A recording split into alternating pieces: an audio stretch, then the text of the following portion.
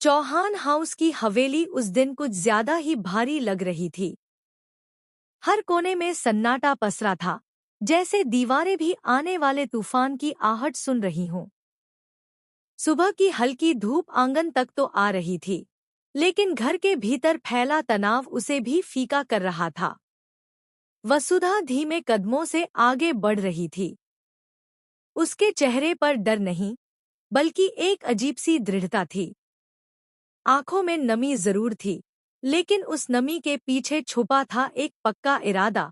आज वह चुप नहीं रहेगी। उधर चंद्रिका हमेशा की तरह अपने घमंड के साथ ड्राइंग रूम में बैठी थी। उसकी आंखों में वही पुरानी सख्ती थी, वही अहंकार। उसे पूरा विश्वास था कि वसुधा आज भी सिर झुकाकर खड़ी होगी, उसकी बातों को सुनकर चुपचाप सह लेगी।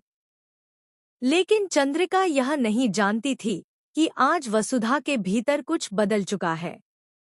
आज वह सिर्फ बहू नहीं, बल्कि अपने आत्मसम्मान की लड़ाई लड़ने वाली एक औरत बनकर सामने आने वाली थी। जैसे ही वसुधा कमरे में दाखिल हुई, चंद्रिका ने तीखी नजर से उसकी ओर देखा। उसकी आवाज में हमेशा की तरह जहर घुला हुआ था। फिर से मेरे सामने आने की हिम्मत कैसे हुई? क्या कम अपमान किया है मैंने तुम्हारा? कमरे में मौजूद हर व्यक्ति की सांसें थम गईं। सबको लग रहा था कि अब वसुधा फिर से टूट जाएगी, रो पड़ेगी, या बिना कुछ कहे वहां से चली जाएगी। लेकिन ऐसा कुछ नहीं हुआ। वसुधा ने गहरी सांस ली और पहली बार चंद्रिका की आंखों में आंखें डालकर देखा। उसकी आवाज कांपी नहीं, बल्कि उसमें एक ठहराव था।